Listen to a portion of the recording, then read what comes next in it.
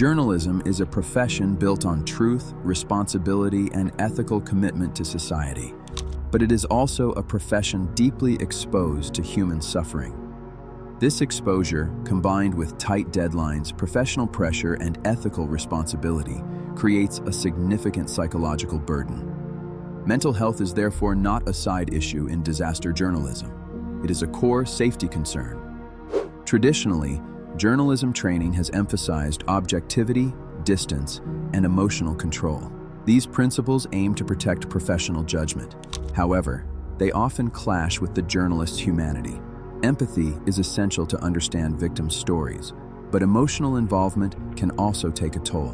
Repeated exposure to extreme situations can affect journalists both professionally and personally. Stress, anxiety, depression, sleep disorders, emotional exhaustion, memory problems, and substance abuse are common risks. These conditions not only reduce quality of life, but also damage relationships, decision-making, and professional performance.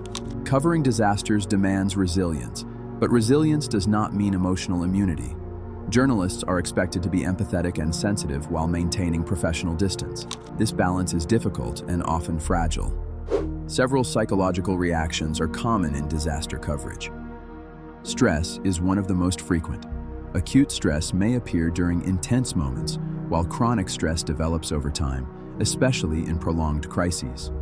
Work-related stress, also known as burnout, can lead to exhaustion, emotional detachment, and a sense of reduced professional accomplishment. Trauma is another major risk. Journalists may experience acute stress disorder shortly after exposure, or post-traumatic stress disorder weeks or months later.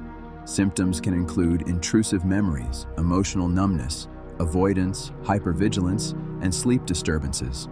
There is also secondary or vicarious trauma caused by repeated empathetic exposure to others' suffering. Anxiety disorders may also develop. These include generalized anxiety, panic attacks, and specific phobias related to traumatic events. Persistent fear, restlessness, muscle tension, and sleep problems can seriously affect daily functioning. Depression is another silent threat.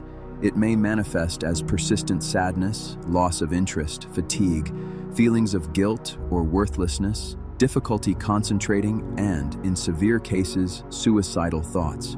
War correspondents, in particular, display higher rates of depression, PTSD, and substance use than the general population.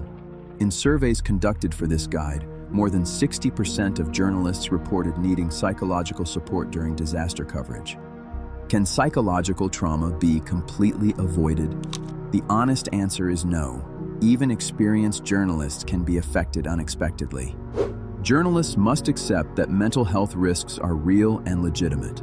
Early self-assessment, open communication with editors and colleagues, and honesty about personal limits are essential. Ignoring symptoms can turn temporary distress into long-term illness. Seeking help is not weakness.